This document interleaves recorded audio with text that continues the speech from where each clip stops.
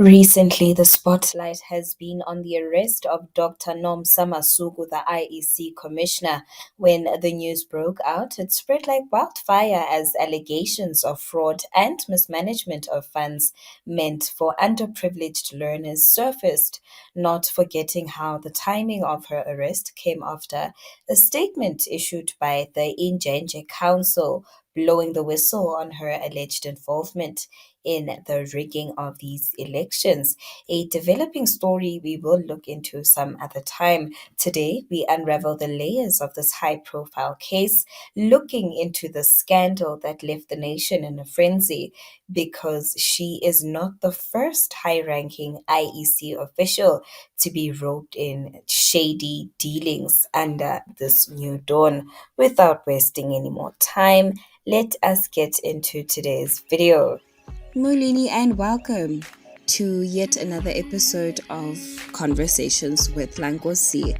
Now, this is the news commentary section where we will be offering insightful commentary and exploring various perspectives on the stories that shape our world.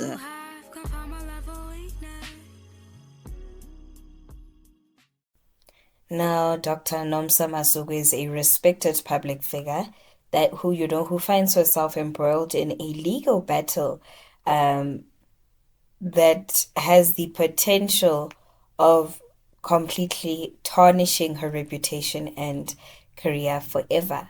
Now, these allegations of mishandling funds meant to uplift and support underprivileged learners, have sent shockwaves through the country and raise questions about accountability and ethical conduct in both the public and private, sector, but also, it raises questions about the authentication process, if there is something like that, that IEC as a whole conducts when it comes to appointing people with shady pasts, and links to being a part of shady dealings in the past, and awarding them with positions or roles such as being a commissioner. Let's get into this article. The DPCI says it took investigators close to 10 years to effect an arrest in a fraud case implicating Electoral Commission of South Africa official Dr. Nomsa Masuku. At the time of the alleged crime, Masuku headed up Standard Bank's social corporate investments program, Adopt a School Trust. This was before her appointment within the IEC. According to DPCI Hawk spokesperson Colonel Katlego Mogale, they are confident of a successful case. Speaking to Newsroom Africa, Mogale said it took almost a decade for investigators to present the case to the National Prosecuting Authority for approval to make arrests and proceed to trial. Masuku appeared in the Johannesburg Specialized Commercial Crimes Court, sitting in Palm Bridge Magistrates Court on Friday for allegedly pocketing 1.2 million rand from a trust set up for underprivileged learners. According to the NPA's Phindi Mjo, Masuku allegedly transferred a sum of 800,000 to a second individual implicated in the case. Furthermore, the state alleges that she illicitly awarded bursaries worth 400,000 rand to ineligible recipients, including family members and friends, she said.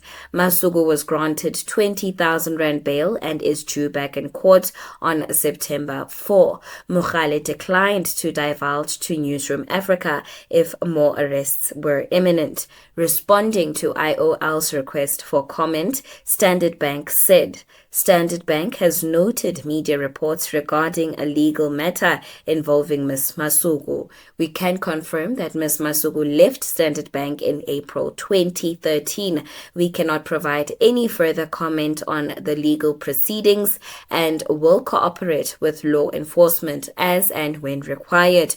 Meanwhile, the IEC confirmed that it will be monitoring developments of the case. The Electoral Commission is aware of the reported arrest of Commissioner Dr. Nomsa Masuku. It appears that the matter relates to her erstwhile employment and does not relate to her tenure in the commission, both as an employee and commissioner, the IEC stated. Now, guys, the link to this article will be in the description box below.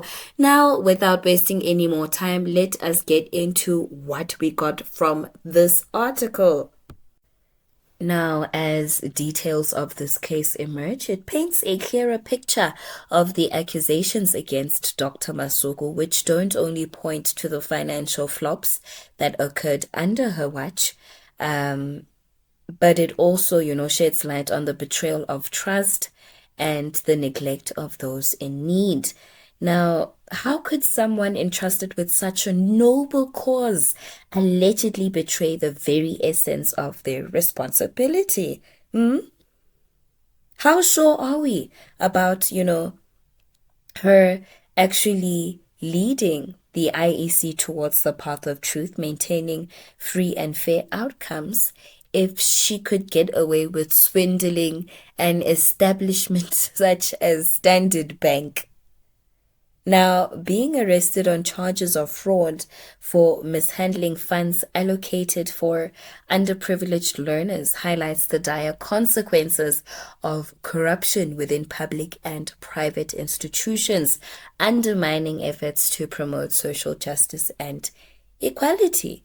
And I say this because corruption erodes public trust.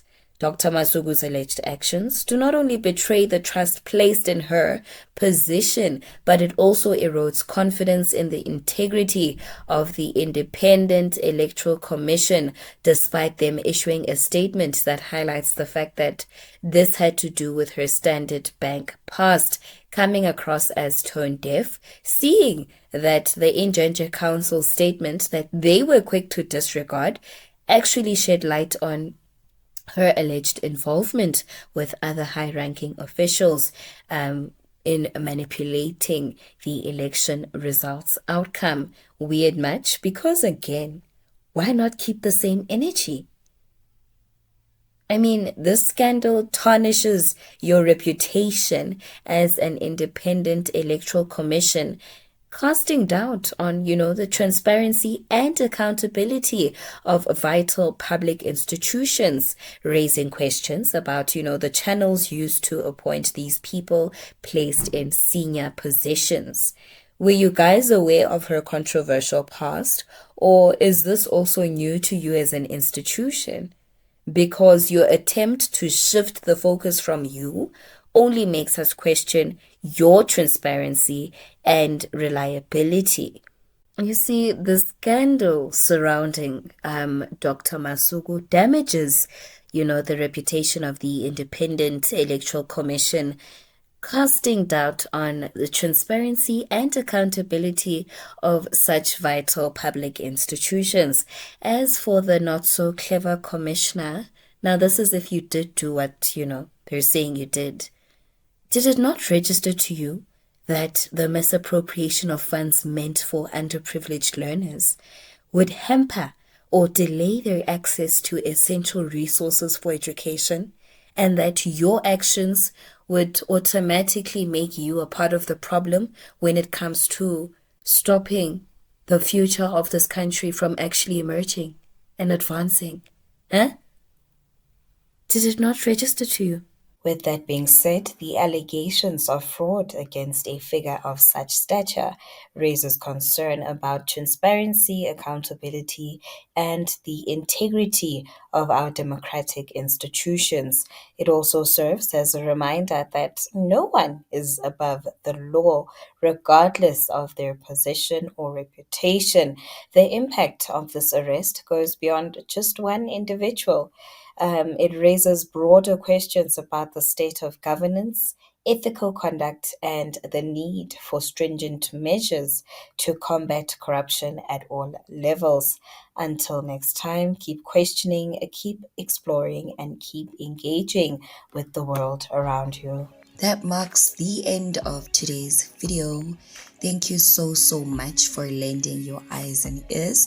I hope that you found today's video informative. Please do not forget to click on that subscription button, light the notification bell so that you do not miss out on any new uploads. Enkosini.